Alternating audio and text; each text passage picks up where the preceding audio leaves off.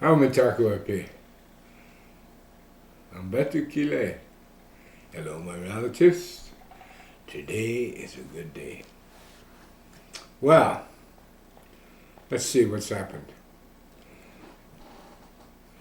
We know this country is in big trouble economically. Remember, back during the winter, I mentioned inflation. Well, after June through the end of the year, that last 6 months, this is what I predict based upon the think tank that I belong to. At any rate, the think tank, and I concur, based on their calculations and knowledge, is that the major stock markets, especially the one in the city, which is London, and the one on Wall Street, are going to crash. It's going to be a minimum of a 30% inflation rate in that 6 months. Yeah, that's 5% a month. Wow. So it looks dire. Now, I don't know who the brain dead people are going to vote for, or whoever gets in.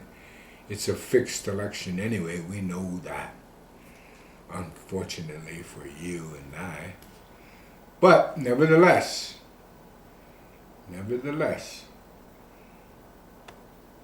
there's some among you who are still constitutional patriots.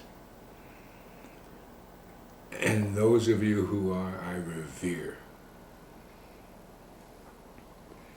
So I just want to remind you that you better get some silver, gold, whatever. Get some euros. Get some reals. Get some wands. Get some rubles.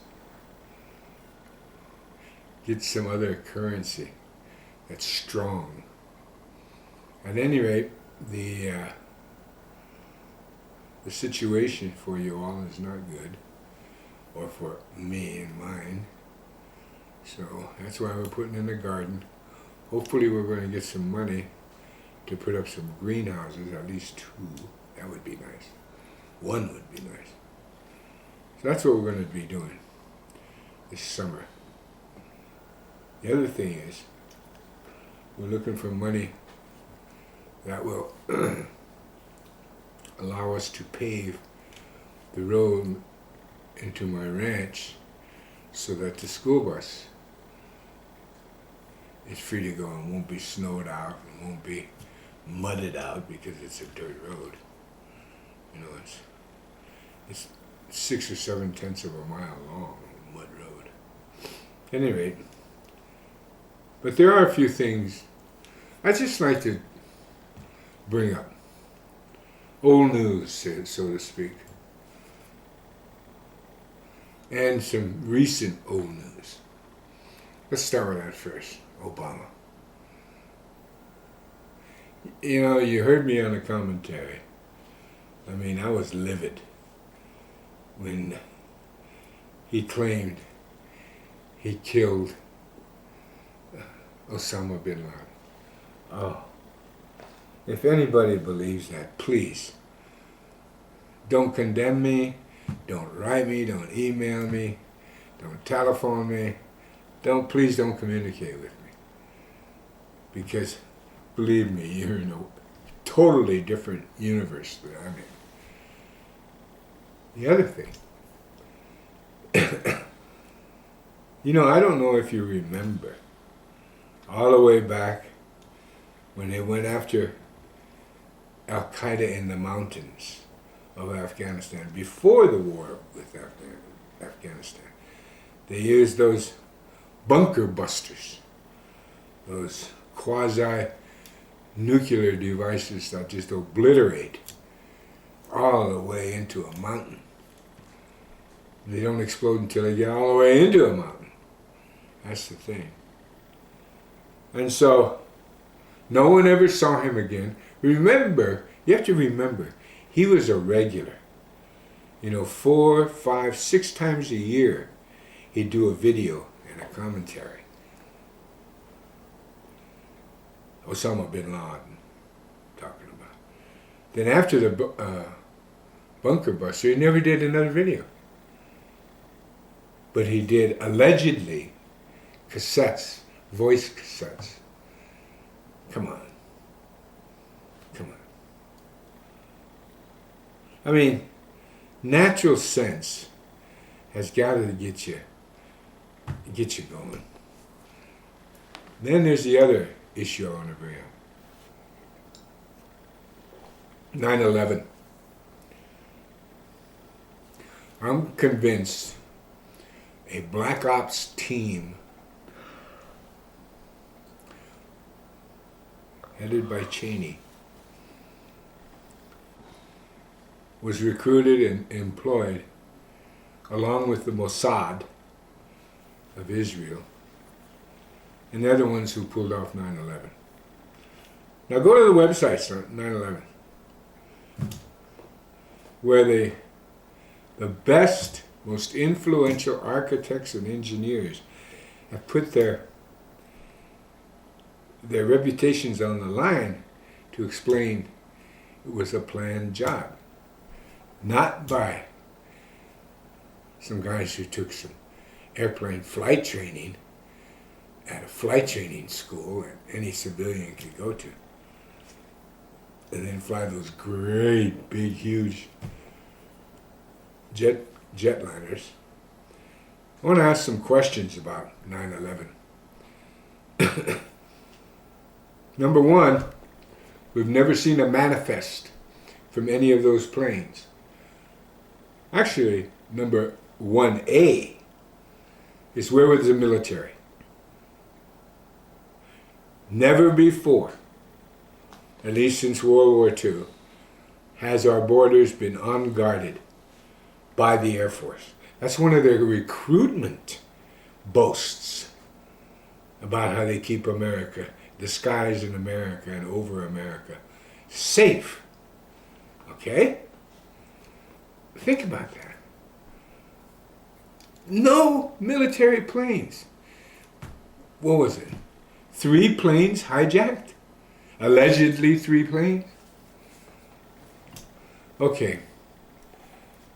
Fox News, over by the Pentagon, was doing a story unrelated to anything other than that the Pentagon was in the backdrop of their interview, whatever the interview was. They only showed it once on National Network TV, then it was confiscated by the federal government.